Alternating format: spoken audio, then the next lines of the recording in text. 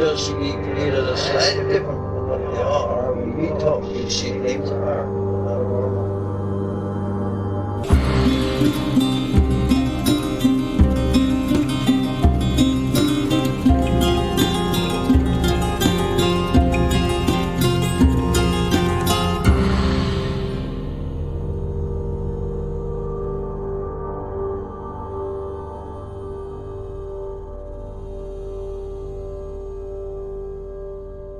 Welcome to Strange Familiars. If you've seen something strange, something paranormal, like a cryptid, a ghost, a UFO, and you want to share your story, you can email us, strangefamiliarspodcast@gmail.com. How are you doing, Allison? Yeah, I'm doing fine. That is totally not true. Yeah, well, I'd like to say for anybody who might be listening that this is not going to be, we'll even mention the C or the V word. This is the closest we're getting. This is total distraction day, and I'm very happy about that. It's hard not to mention it. We're all in the same place, really. I know, but I don't want to mention it anymore. I know, but everybody's in the same place. And like I said, we're going to try to do extra content for everybody. So. And honestly, the times that I'm feeling the best are when I'm engaged in a project like this or doing research for something for myself or for the podcasts. It feels good to be creative and productive and distracted. Absolutely. So I hope everybody's safe and healthy. So in tonight's show, we're going to be talking with Eric. It's the first of two shows. I decided to group these two shows together because I did these interviews back to back, 2 nights in a row. And these guys, they didn't know each other. Mm-hmm. And they had these kind of similar stories about growing up and seeing these things, and they both talked about witches. We'll be talking with Eric tonight, and Josh will be on the next episode. Eric's story, however, covers these creepy things that were happening around his neighborhood when he was little, these shadow figures and a 3-fingered man that was like knocking on kids' windows and asking to be let in. I love how in some way this is a comforting distraction from reality. Like right now, if you told me I could trade up between having a flannel man experience and all of this stuff being over, I'd be like, yeah, I'd go for another flannel man. I know, and I just bought the monkey's paw, and it's...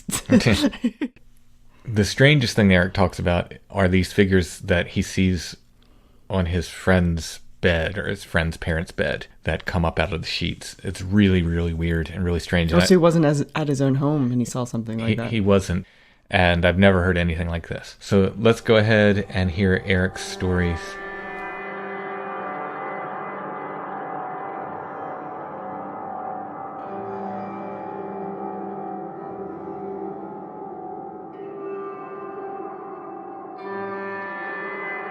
Okay, we're talking with Eric tonight, who has some really strange experiences from his childhood to relate. And rather than try to give a preview of them, I'm just going to let you walk right into the story, Eric.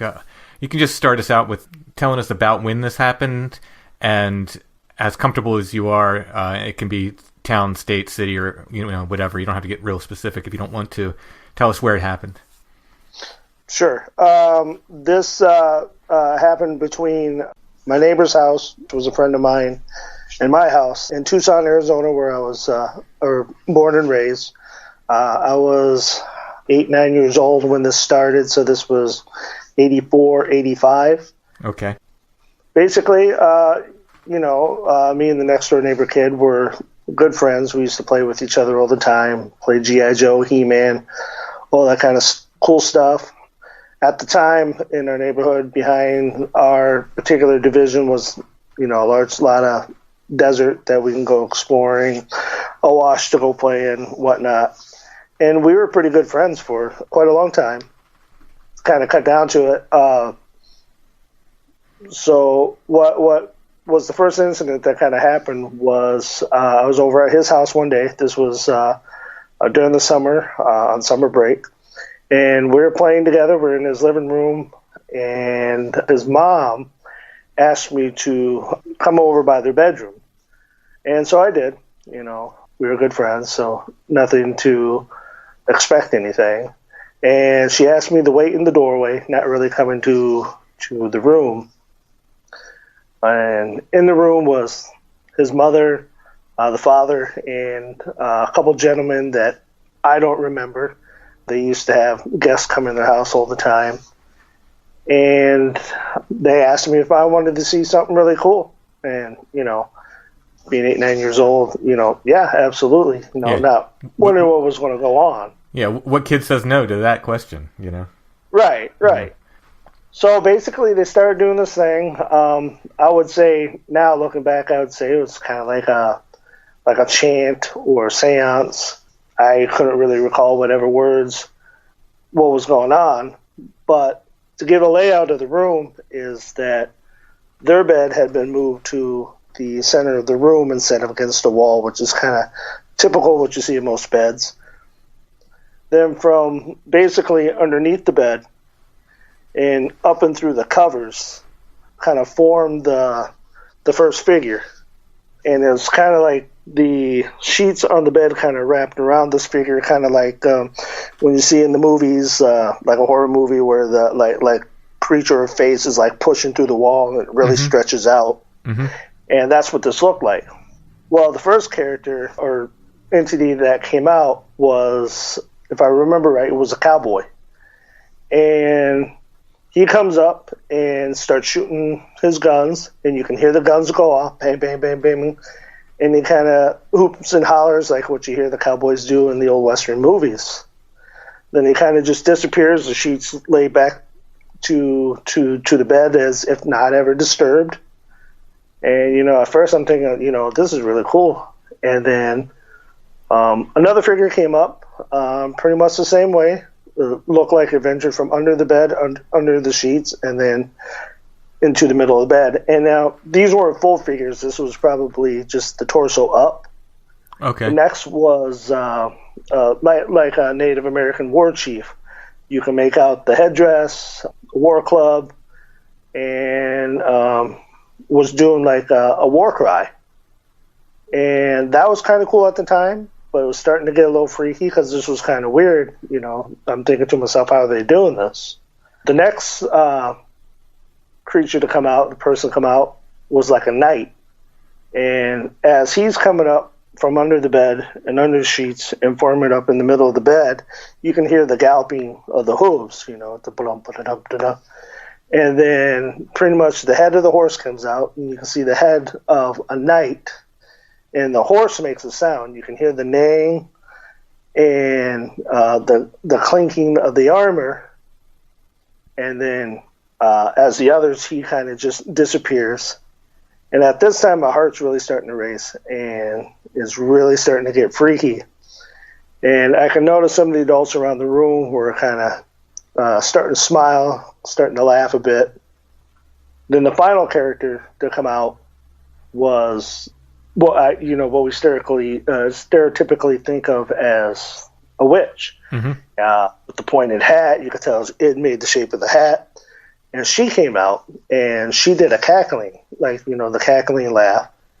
But this figure actually turned towards me and was laughing. And I know she said something, but I can't remember what it was at the time, because at that time I was so freaked out that, like, my heart was pounding so hard, that's all I could hear in my ears. Mm-hmm. And I remember freaking out and crying. And then basically everything after that kind of went blank. Everything went black. The next memory that I have was actually walking home crying because it was such a freaky experience. Wow. Can we pause here so I can ask some questions? Yes. These figures, you said they're basically from the torso up on the bed, right? Correct. Were they like human sized then? Were they like life sized, I guess? Is the question. Yes. They were like full humans, just from the waist up. And how much detail could you see through the sheets? I could make out what they were in the sense of, I could tell that it was a cowboy, Native American, the witch, and the knight. I mean, I couldn't make out like any eyeballs or necessarily a mouth. Mm-hmm. But it's almost as if the sheets form-fitted around each figure. Do you think there was any chance this could have been some kind of technology, like some kind of holograph or, anything like that? I mean, for the longest time, I thought it was just a really, really bad dream. Mm-hmm. I mean, this was the mid 80s. I mean, I'm not sure what the everyday person would have gotten to make this kind of image. Right. I mean, Yeah, I'm not yeah. sure. But Holograms aren't readily available for sure. Right. Did they move naturally enough to eliminate the possibility of puppets, say? You know, that is a good question. I could see the gliding from underneath the bed into under the sheets. Like, you could see something come up from under the bed, but it perfectly went up the sheet, so you saw like nothing come out from under the bed, if that makes sense. Wow, so it's like something crawled up underneath the sheet. Right. Oh, wow, that's creepy. Now, this is kind of a hard question, but since you blacked out and you have missing time there, and I mean, who knows what was going on with these people, is there any worry about, anything kind of sick happening to you in that time? As far as I know, physically, at least I was okay. Okay, that's good. Actually, right after that incident, I was not allowed to play with my friend anymore. His parents forbid it. Because I remember going over there a couple days later to go see if he could play, and he told me he wasn't allowed to play with me anymore. And I couldn't figure out why. Yeah. If anything, I should have gone the other way, right? You would think so, but I never really told my parents about it. Mm-hmm. It was just too weird. Mm-hmm. I guess what kind of gave a little bit of solidification about what happened, that it was more than just a dream, is that his father kind of built a tree house in the back. Now, there's not really any real trees in Arizona to build a tree house in, but it was essentially like a hunting blind. Like a raised kind of hunting blind. Yeah. Mm-hmm. Right, because the tree that I remember them having in the backyard was a mesquite tree, and the mesquite tree in Arizona has like 1 to 2 inch thorns. Not exactly an ideal tree house. Right. And I remember seeing them playing in the tree house, and there was a female figure with him. You could tell there's female, had feminine features, breasts. I could tell. And so I figured, his mom's playing in the tree house with him.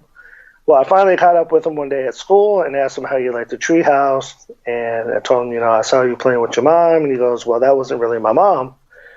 I was like, well, who was it? And he goes, well, that's the witch. I said, the witch? And he goes, yeah, the witch lives in my tree house, so I'm not allowed to play in there anymore. I'm like, okay, whatever. It's kind of weird. I also asked him at the time why he wasn't allowed to play with me, and he just said he wasn't allowed to play with me anymore, that we couldn't be friends, and he never really ever gave any detail why. Mm-hmm. And I couldn't understand why, because as far as I know, I didn't do anything unless something happened when I blanked out. Right. Right. Yeah, I mean, they scared you, not the other way around. Right. And so eventually, after a couple of years, they moved away. And that's when I started seeing like a dark shadow figure start to appear in my room shortly after they left. And that shadow figure, I used to, when I was a kid, assume that it was a witch. But I can't really say that for sure after hearing so many stories about people's encounters with shadow people. But the first encounter that I quite remember is waking up in the middle of the night. I'm not sure what time it was, but I remember waking up and there was this dark figure standing essentially at the foot of my bed, just a little bit off to the right from how my bed was positioned in my room. And I mean, this figure was black. It's almost like it was a void in the blackness, if that makes sense. Yeah, like people describe it blacker than the night around it kind of thing.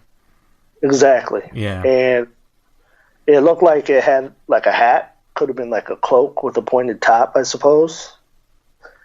But it never said anything to me, but I could feel the terror from it. Mm-hmm. And his shoulders would move up and down like someone who was like breathing really heavy, especially like when someone gets really ticked off and they just kind of become like a really menacing form with the shoulders moving up and down, not really knowing what to do. I did what every other kid really does, and I threw the covers over my head And I could still see the figure through my head. In fact, it actually moved even closer. I could tell that its face was pretty much near my face. Oh, you could see it through the covers. Right. Oh. And it had no form. Like, I couldn't see any eyes, any teeth. Just, like, the hate or the just the terror right there. And I grew up in a pretty nominal Christian home. My 2 older brothers were pretty fundamental Christians, and I remember them talking in the past about, casting out things in Jesus' name and whatnot. But it's not what I did. Actually, what I started doing was singing, like, Sunday school songs. Mm-hmm. The B-I-B-L-E and Jesus Loves Me, This I Know, and any other song I could think of. And eventually, it just seemed like it kind of went away. And I kind of creeped into my parents' room, kind of slept on the floor by their bed. And this kind of became a kind of repeated event over times, not necessarily always the same way. In fact, there were kind of times where I felt like it was tormenting me. Like I would wake up, I could tell it was I could see it over, like, in the corner of my room. And as soon as I think about making a dash out to my door, because the way my house was positioned, my room was at the end of the hall. But my parents, from my bedroom, was immediately to the right. I mean, it was just a quick turn, like a half a foot. But as soon as I thought about dashing out through the door, it would be in the doorway. Pretty much anywhere that I wanted to go, anywhere that I thought I could hide, it would essentially block my escape. Did it move in a sort of normal way, or was it like super quick, or was there anything strange? It was almost like instantaneous. Mm-hmm. Like it read my thoughts and it knew beforehand what I wanted to do. And a lot of times, it would show up as the dark shadow figure. Sometimes it would just be a presence in the room, like you couldn't see it, but you could feel it. There were times that if I left my closet door open, I would see eyes in the closet, usually multiple eyes. So it could have been more than one. Usually they were red. There was a couple incidences where the eyes were more like a yellow. But it would always be no less than 3. I think I can remember seeing 6 or 7 set of eyes in the closet. And this went on and off until we moved out of that house when I was about 16. And it wouldn't happen every night. It would happen multiple days in a row and then not happen for weeks. And it happened all the way up until you were 16. Yeah, up until we moved out of the house. Wow. Was there sleep paralysis associated with this? Only a couple times. Only a couple times. Most of the time I could move. I could throw myself under the covers, kind of curl myself up in a ball in the corner of my bed, throw the pillows over my head, anything. Right. In the beliefs, like every kid believes, that as long as your toes aren't sticking out, it can't get you. Right. So made sure that blanket was wrapped up underneath me pretty good. I think I'm going to literally make us a set of covers with protection symbols on them. Right. Market them. And so I found out later on when I got a little bit older that I was not the only kid in the neighborhood that had this experience. Now, I should say one thing I kind of left out was as other kids moved into the neighborhood and we would explore the desert around us, a lot of times what we would find in the desert were, and I know this is kind of like a cliche to say it this way, but I don't know how else to say it, but a lot of times we would find satanic symbols. Mm-hmm. Going through the desert, you would run into animals that got eaten by coyotes, especially like cats. But every so often we would find a site that you could tell was used in a ritual. You would find the animal, usually a cat, sometimes a dog. It's been opened up. Its entrails have been poured out and burnt, essentially on a makeshift altar. Mm-hmm. And so I don't know if it was someone just playing a prank or if there was someone out there that experimented with dark arts. Right. And I don't know if that actually had an influence on it, because I can remember seeing that stuff when I was very young and always would run into that all the time. And I would find later on from some of the other kids in the neighborhood, like my friend across the street, that we all had some sort of strange paranormal experience.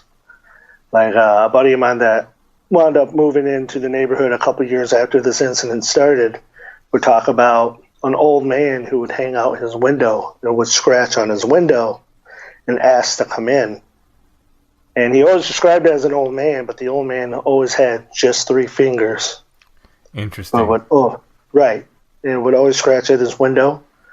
Another kid down the street who was from a Mexican family would talk about a lady that would bother him in his home. And if I remember what he said, I think he would call it La Llorona, I believe is what he would name it. The crying woman, yes. Right. And she would bother him and never any of his sisters. He was the only male child in the house.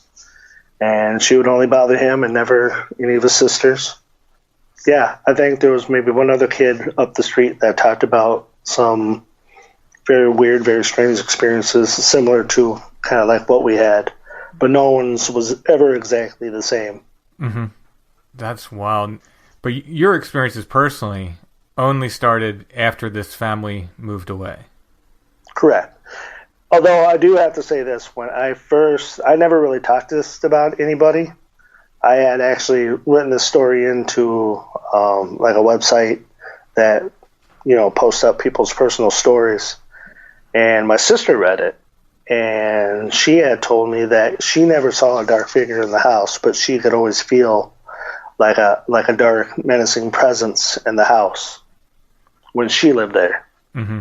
So I'm much younger than my brothers and my sisters. My sister's 13 years older. I was the surprise of the family. Right. The next oldest was 10 years older than I was.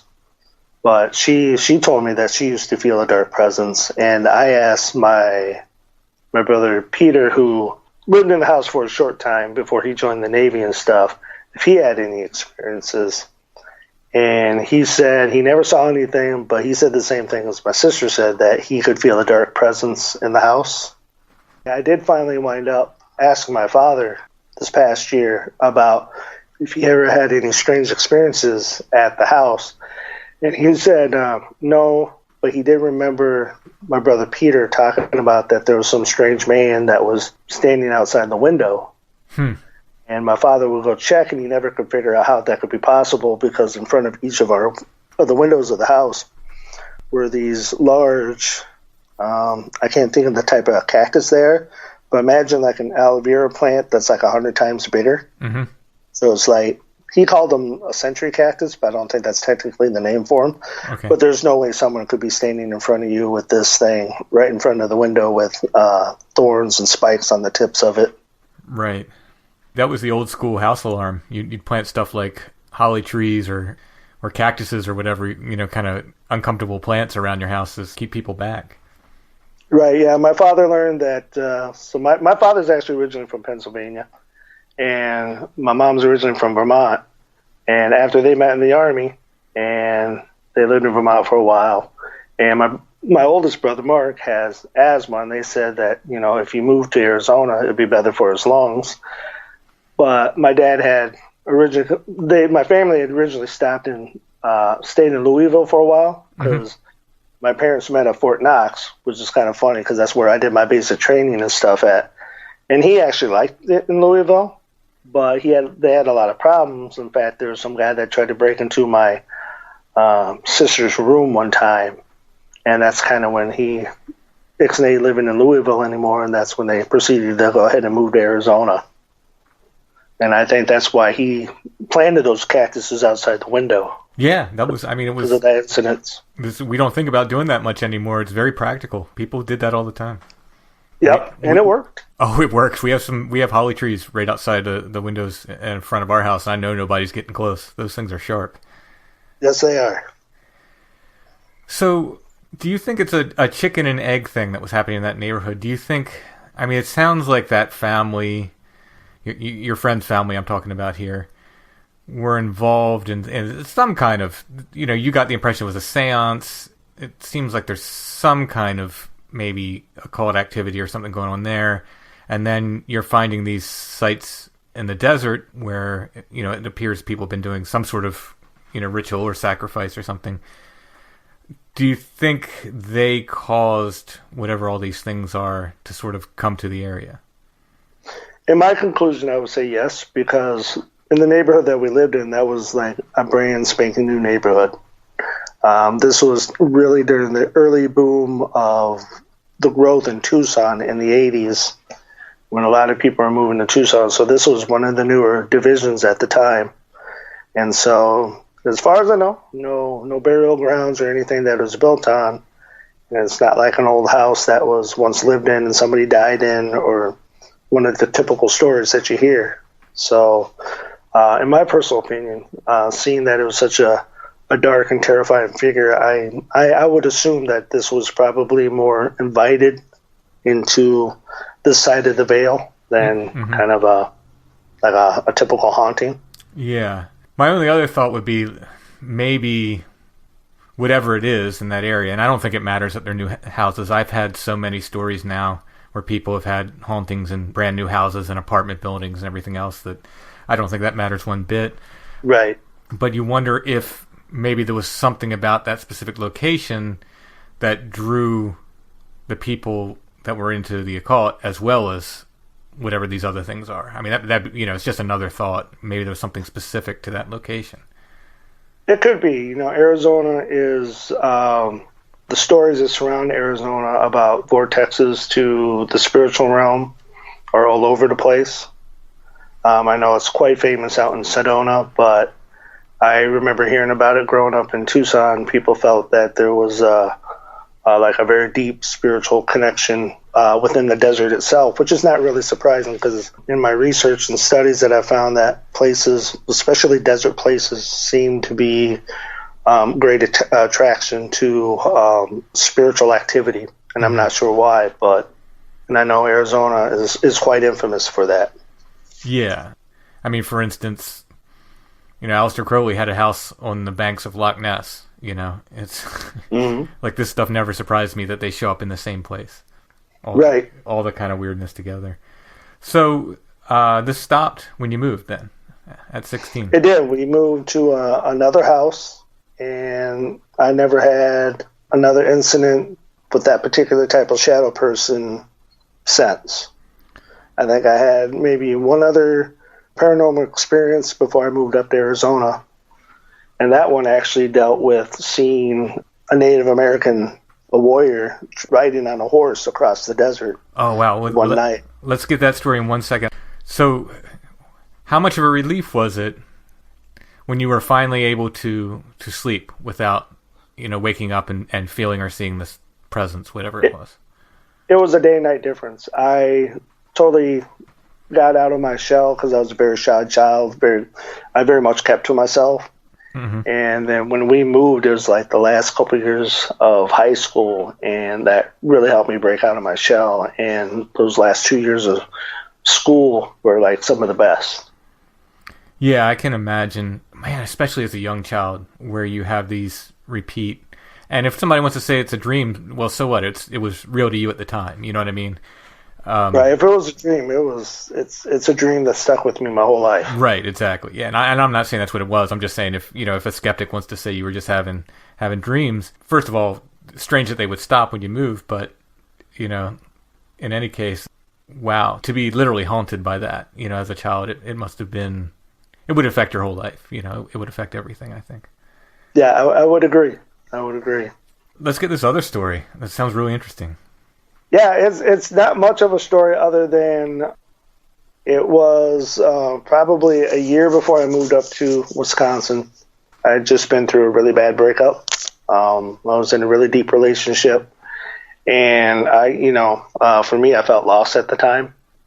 And one of the things I've always liked to do is I always like to go out in the desert, and it's a great place for meditation. And I had some of my favorite spots. And normally I didn't go at night, but this time I did. And, and just kind of, it's outside the city, You can see the stars, the Milky Way. It's just absolutely beautiful.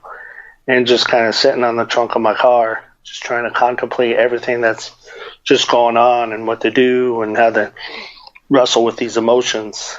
And essentially from the distance, I see this kind of pale white light coming from a distance.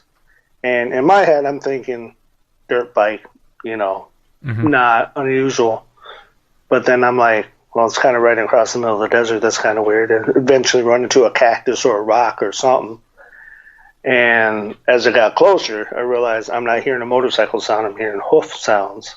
And that's not necessarily unusual either, because one of the kind of fun things about living in Tucson is, even though Tucson is an urban environment, but at the same time, it's still Western.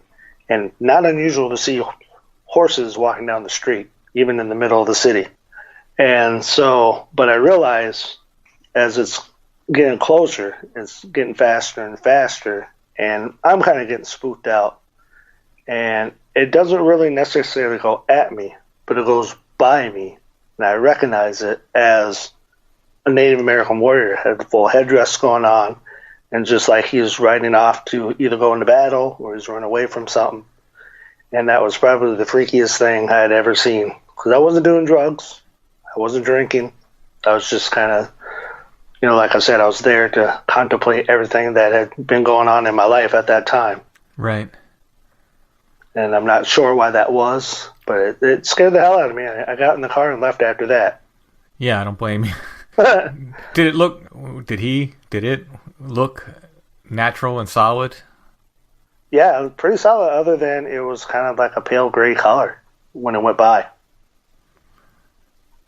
That was probably about it. I could see the details. I could see the feature of his face, his clothes, the feathers in his headdress. I could actually even smell the horse. It was really weird. Oh, wow. So was it essentially like a black and white image almost? Yeah, pretty much. Yeah, pretty much. And yeah, like I said, shortly after that, I got the heck out of there. I'm not sure what that meant. I don't know if that was supposed to be a message or just kind of a weird coincidence. Yeah. Was it one of those ghosts that just kind of repeat what they did in life, right, over and over again, or was it something else?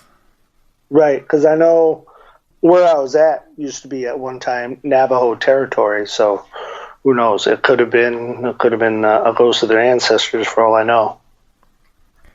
Did you ever connect in any way the Indian on the horse to the one on the bed?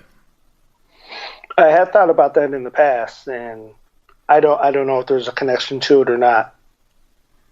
Did it look? Because I never had a connection with any of the other entities outside of what happened in the neighborhood. Right. Did it look in any way the same, as far as you can remember? I would say it was definitely the same type of headdress, and either a war club or tomahawk, whatever it had in its hand at the time. I would definitely say yeah. That's very interesting, though. I mean, who can say? But it's very interesting. Yeah, which is kind of weird because I don't have any Native American in me at all, and if I were, it would have come from the eastern part of the country. Definitely not from like one of the tribes in Arizona, not one of the Navajo or Apaches or anything like that. Yeah, that would probably be the only incidents that would be somewhat related to the four figures that I saw in that room that day. Right. Unless the peaked head on whatever was visiting you was the same as the witch's hat. That is true. As an adult, have you ever had sleep paralysis since? No. I have had, I believe, one other incident with that dark figure shortly before I got married. Oh, really? I'm not sure if it was a dream or if it was astral projection. And the reason why I say this is this was probably just a couple months before I was supposed to get married. And in my dream, I remember waking up. And I remember seeing a dark hooded figure. Now, it wasn't exactly like what I saw when I was a kid, because I could see a face. In fact, actually, in my mind, it reminded me of the Emperor from Star Wars. Okay. Which was not would have been unusual for me to dream of because I was a huge Star Wars fan. So in my dream, in a lot of my dreams, I learned to control my dreams. Mm-hmm. So I made a lightsaber and actually went to a lightsaber duel with this. Oh, wow. But usually in your dreams, you can control what happens. I quickly realized I was not in control of my dreams. And actually this thing beat me down. And it got in my face and told me, "You will always be mine." Oh. And I said, "No." I said, "I am not yours. I'll never be yours, no matter what you do to me." And then it kind of laughed and it disappeared. Oh, wow. And I remember waking up, I wasn't in my bed when I woke up. I was on the floor. In the position that I was when he beat me down. Wow. Those little things that these other things say to people, that just reminded me of the story we had of the entity that appeared in the guy's doorway that said, "I love you" to him. And he said he thought it was his sister. So but he said it was a real gruff voice. So he said, "I love you" back in the same kind of gruff voice. And whatever it was said, "Don't mock me" to him. It was so creepy. But that puts chills right down my back right there. Yeah, that's the same kind of feeling. Like what did you say? "You will always be mine"? Yes. Oh, yeah, that's just creepy. That's creepy. And mine were two gray aliens that were leaning over top me and said in unison, "We are the ones who take you." Wow. Yeah. It's chilling, these little statements these things make. Right. So how long ago was that? Well, I have been married for over 12 years now, so yeah, that had been over at least 12 and a half years. And nothing since? I have had other experiences, not from that particular entity, no. My last bit of paranormal experience happened at a church that I worked at as a second job. It was a church that me and my wife go to. Mm-hmm. And I picked up a job as doing custodial work over on the weekends. And for the most part, it started off pretty normal. Would do normal things, come in Saturday mornings. It had a sanctuary, normal church stuff, and then I also had a small school with it. And so Saturdays, clean out the school, touch up the sanctuary, make it look nice, and then come back on Sunday afternoon, kind of repeat the same thing, take out the garbage, make everything look nice for school the next day. And I remember one day I was, cleaning, and I heard some voices. I thought it was kind of weird because I could hear it because I would have my earbuds in. I'd either be listening to music or a podcast or something. And it wasn't unusual for people just to show up at any time at the church. I've even had people when I've come in at 4 o'clock in the morning show up to pick up something inside the kitchen or something. Mm-hmm. So, I thought someone's coming in. I went to look to see what it was because I don't like people sneaking up on me. And I didn't see anybody. Well, it was kind of weird, and it kind of happened throughout the rest of my shift. And it always sounded like it was kids either talking or playing or laughing. And I told my wife about it. She goes, "Well, you listen to a lot of those paranormal podcasts. You might be freaking yourself out." I'm like, "Okay, well, that makes sense. You can spook yourself out." Right. So I switched to just listening to music, and that continued. It would sound like there was kids in the hallway, people in the foyer, and not just like one or two, but like a large crowd, like it was Sunday morning or something, and there's nobody there. And this will go off and on, not every time it worked. Then things started kind of going a little bit weird as the winter came along. I was cleaning the boys' bathroom on the school side, and I was doing the sinks, just kind of wiping down the sinks. I started from one end, got to the other, and when I got to the last sink, all of a sudden the sink on the other end turned on by itself. Huh. I thought that was kind of weird. So I went and shut it off, kind of looked around me. Didn't really see anybody. So went about my business, cleaned. It was time to mop, so I go into the mop room. I'm filling up the bucket. I turn off the water. Just as I'm leaving, the water turns on in the mop room. And I'm like, no, we're not doing this. You need to leave me alone. Just go away. I'm not ready for this. And nothing happened for a while. Then, back at the boys' bathroom, this is probably maybe a month later. You know how sometimes you get that feeling when somebody's watching you? Oh, yeah. Well, I look around, look over my shoulder. It's cleaning the sinks again, so it seems like everything surrounded by those sinks. All of a sudden, I see this dark head peek around the corner. And I jump and I freak like I do the whole... And all of a sudden, it's a shadow person, but it's a kid. Probably about someone's like 7, 8 years old. Run across the bathroom, into the wall, and disappear. And I'm like swearing and cussing, like, what in the hell is that? So I quickly clean the bathroom, kind of get out of there. And I had a couple more incidences like that, where I see like small shadow people, usually right around the hallway or in the bathroom. Never really anywhere else. Probably the strangest one was getting ready to vacuum the main hallway.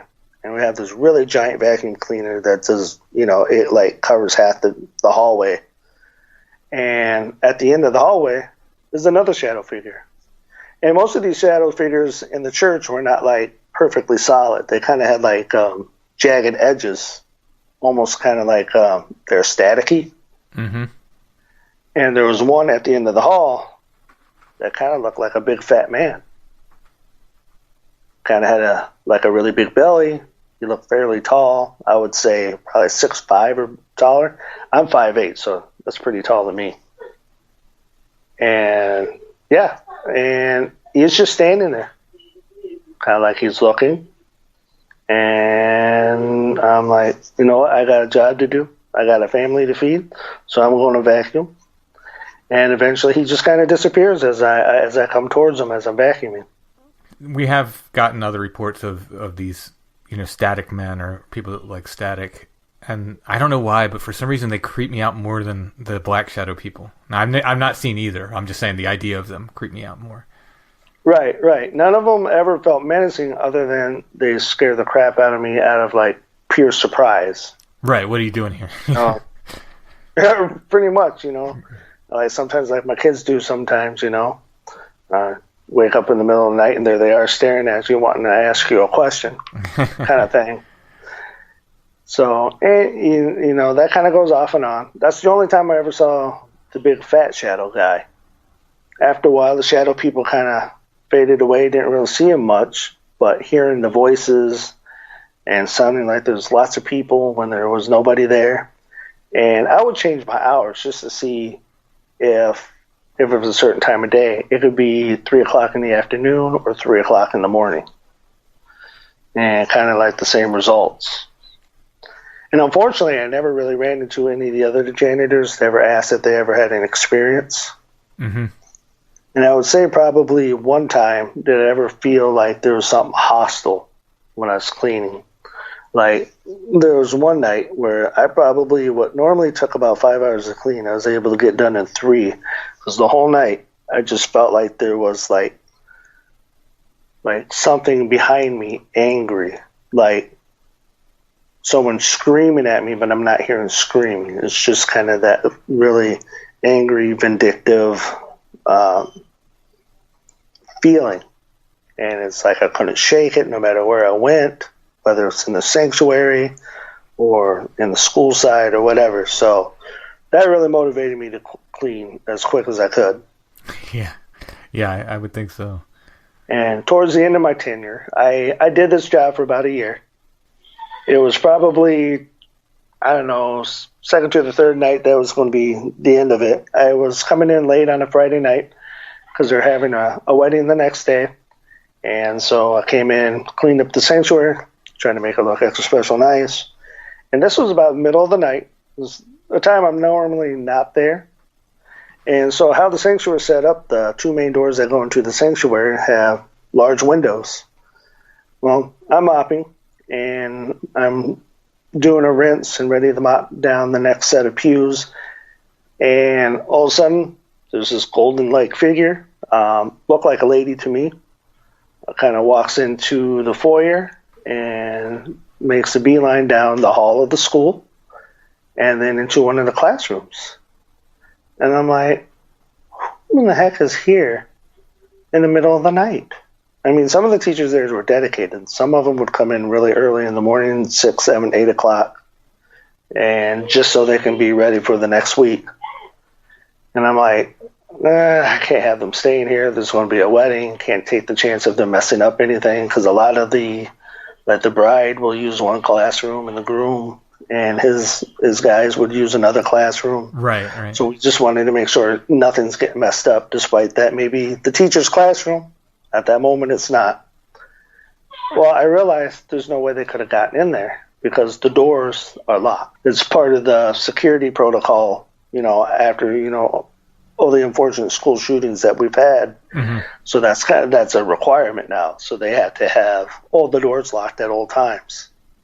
And there's no way this person could have gotten in there. I had the only set of keys at the time. And I go to the classroom that I started going, and lo and behold, it's locked and it's dark in there. Wow. Because I know people are going to ask, I'm sorry to interrupt, but are those your kids in the background? Yes, I am sorry. My oldest son is autistic, so he likes to be loud. No, it's not a problem at all, but people will think it's something paranormal unless we address it. No, not paranormal. It's just it's getting close to bedtime, and he likes to get loud before bedtime. So. Not a problem at all. No problem. I never mind when people when I hear their pets or their kids, it doesn't bother me. I just want to address it because one time I had Tobias Wayland on talking about the Chicago Mothman, and I heard a sound and I thought he has a dog. I was like, oh, that's his dog. And later on, someone picked it up on the podcast, and I said, oh, I'm sure that was Tobias's dog. And Tobias came back and said, my dog was not in the room with me. I don't know what that sound was. So we have to check. Oh, really? Yeah, we have to check when we hear stuff. But yeah, no, that's definitely my oldest. I got triplet boys. Triplets? Yep. Wow. Yep. You know what? That actually reminds me. There was an incident that happened when the boys were born. If you want to hear that story real quick. Sure. I got twins. Triplets is plus one more. Good for you. Right. Good for you. Yeah, actually, they did really well. They were born at 35 weeks, which is really good for triplets. That is. But they still had to stay at the NICU, which is, for those who don't know, that's the newborn intensive care unit. I'm very familiar with it. That's where mine were. Okay, great. Yeah, mm-hmm. I didn't know if anybody else knew. So the boys are in there, and this actually happens to be Landon, the one that everybody's hearing in the background. My wife was trying to breastfeed him and whatnot, trying to get the boys used to doing all that stuff and her used to doing that stuff. And she needed to take a break, so the nurse handed off Landon to me, so I was holding him. My wife is gone. The nurse leaves. And the way they had it set up at the time is at the end of each of the warmers, the incubators, they have a stethoscope, if I said that right, mm-hmm. at the end of each one, so the doctors don't always have to constantly worry about making sure they got theirs. Well, as I'm holding them, I'm looking around, and I look at his incubator, and all of a sudden the stethoscope just starts swinging back and forth like a pendulum. And then just kind of comes to a dead stop right in the middle. And the nurse comes back, and I said, that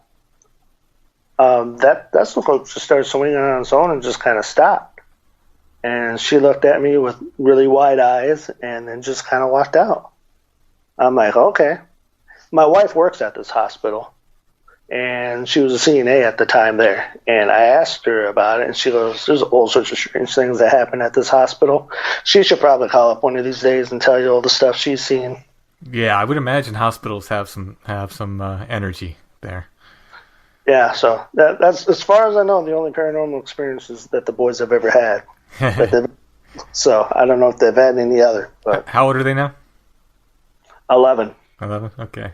My kids know that I'm into the paranormal and whatnot. I've told them my stories, but they've never shared anything with me. So, which I'm happy for. I hope they don't ever. Yeah. I mean, besides not being scared, it's it's a kind of a simpler life, I think.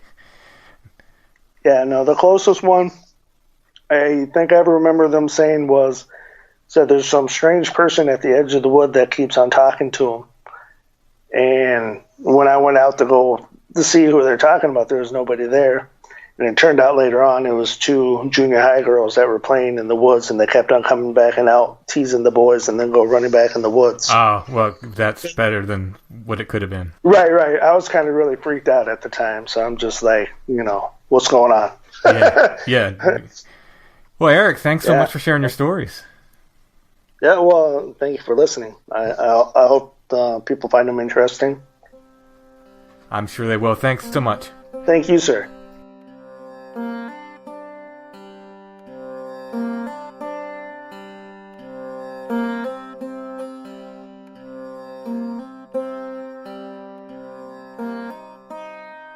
This is difficult times for everybody, and our patrons have stepped up in amazing ways.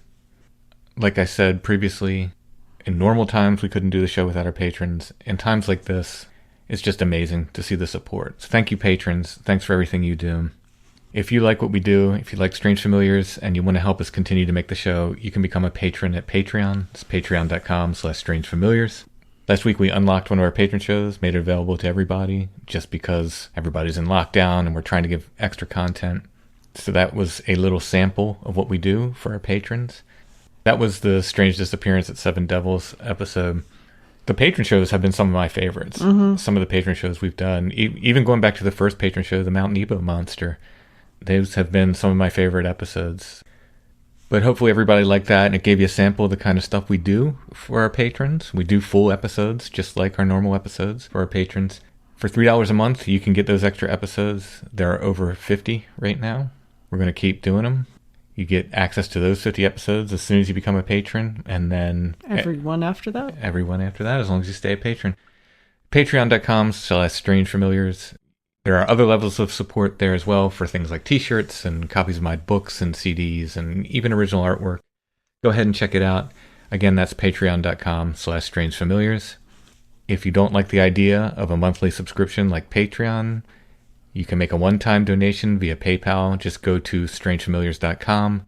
Look in the show notes under any episode. You will see a paypal.me link. You can click on that and make a one-time payment.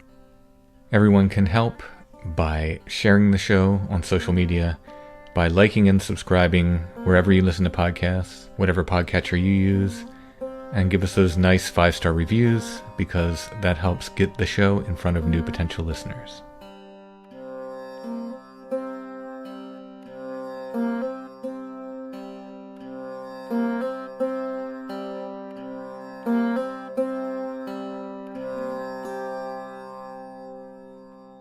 Okay, so the photo of the week for this episode, I know you like a theme. I do like a theme.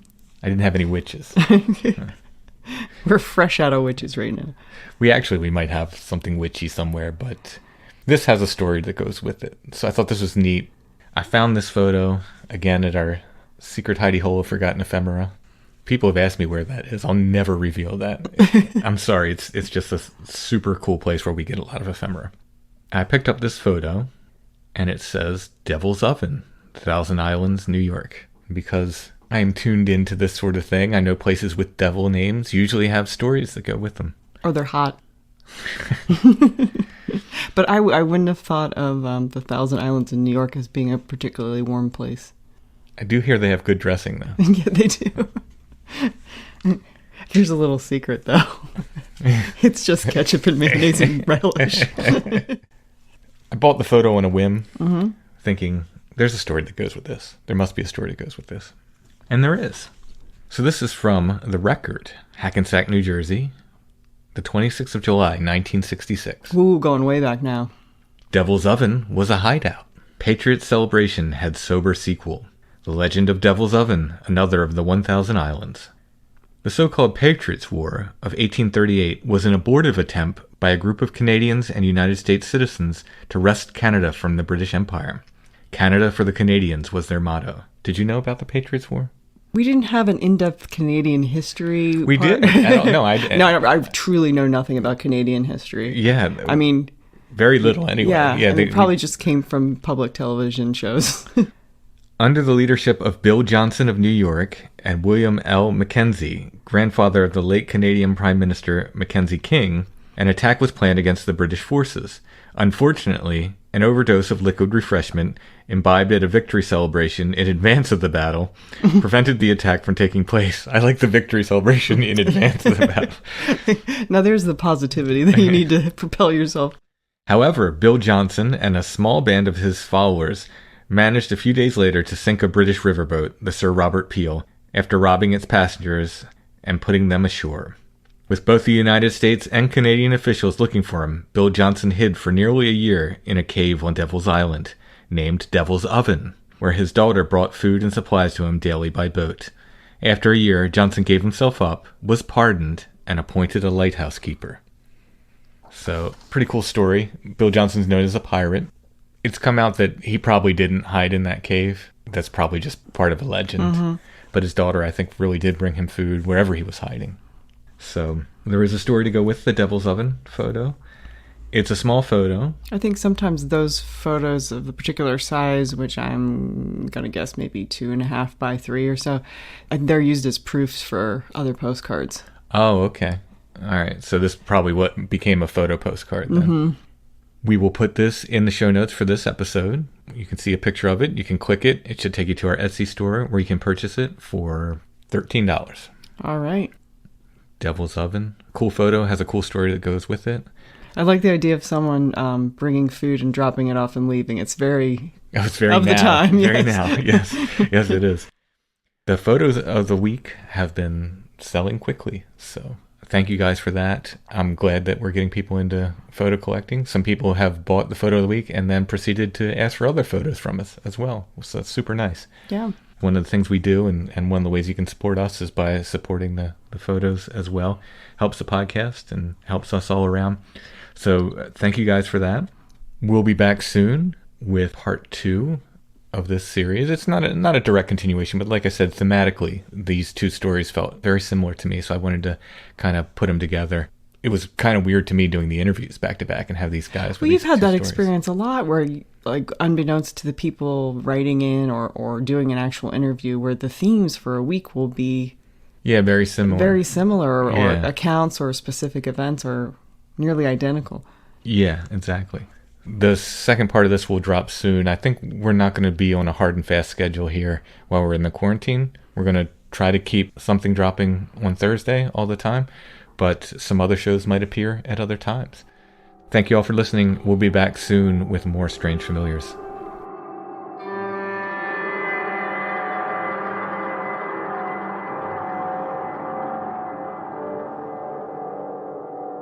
Strange Familiars is a production of Dark Holler Arts. Music, books, art, podcasts, and more. darkhollerarts.com. Intro and background music is by Stone Breath. Go to stonebreath.bandcamp.com for more. We are on Facebook, facebook.com/strangefamiliars, where you can join the Strange Familiars gathering group. And we are on Instagram @strangefamiliars. The sheep's in the meadow, the cow's in the corn. Now is the time for a child to be born. We'll laugh at the moon and cry for the sun. And if it's a boy, he'll carry a gun. Sang the crow on the cradle.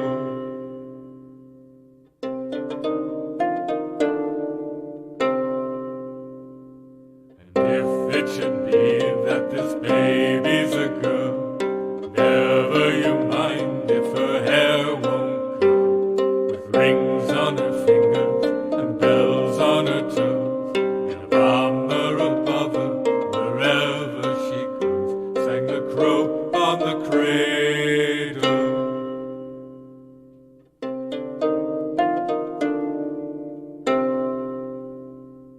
The crow on the cradle, the black and the white. Somebody's baby is born for a fight.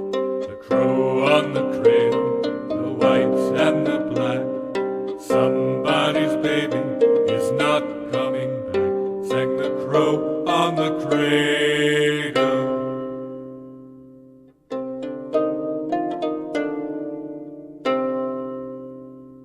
Your mother and father will sweat and they'll slave to build you a coffin and dig you a grave. Hush-a-bye, little one, never you weep, for we've got a toy that can put you to sleep, sang the crow on the cradle.